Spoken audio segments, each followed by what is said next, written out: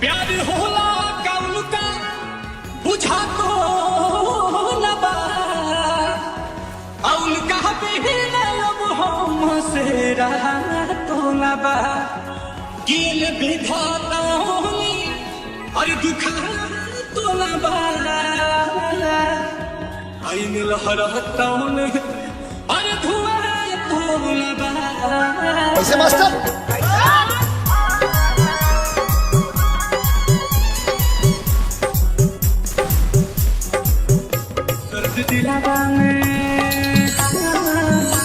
दर्द दिलावा में उठे लसोरा हो घरी दर्द दिलावा में उठे लसोरा हो घरी याद तो हर सतावे तो हम का करी दर्द दिलावा में उठे लसोरा हो घरी दर्द दिलावा में उठे लसोरा हो घरी मैंने लोना बहावे तो हम का करी दर्द दिलावा।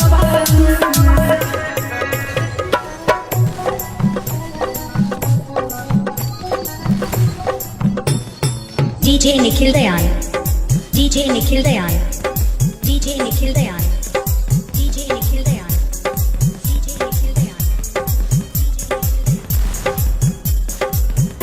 प्यार कोहरे के पहले बुझाइल नहीं समझावल दिमाग में तलाइल नहीं। बड़ी अजीब सी मोहब्बत भी तुम्हारी, बड़ी अजीब सी मोहब्बत भी तुम्हारी।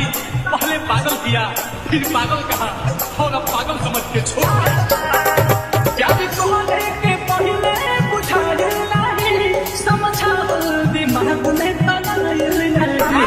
इस उठे तला के की जाइब मारी इस उठे तला के की जाइब मारी याद तो हर सतावे तो हम का करी दर्द लसुरा हो घरी दर्द दिलावा में उठे लसुरा हो घरी याद तो हर सतावे तो हम का करी दर्द दिलावा।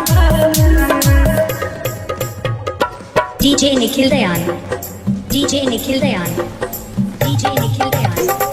Daulatpur, Sakardiha, Daulatpur, Sakardiha, Daulatpur, Sakardiha, Daulatpur, Sakardiha. प्यार भइल त मिठाई हम बटले रही तोहरा चरपर में हाथ अपन कटले रही।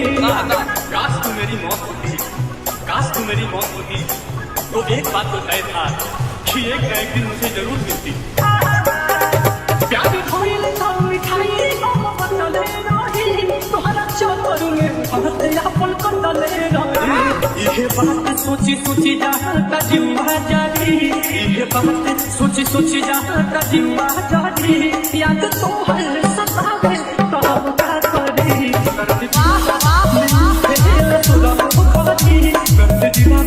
में उठे लसुरा हो घरी याद तो हर सतावे तो हम का करी दर्द दिलावा।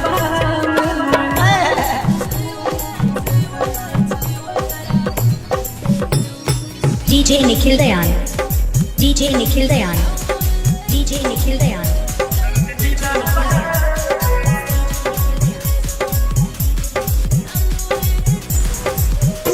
जान से दादा जिकरा के चहले रही वो मोहब्बत की मतलब बता दे ले बस।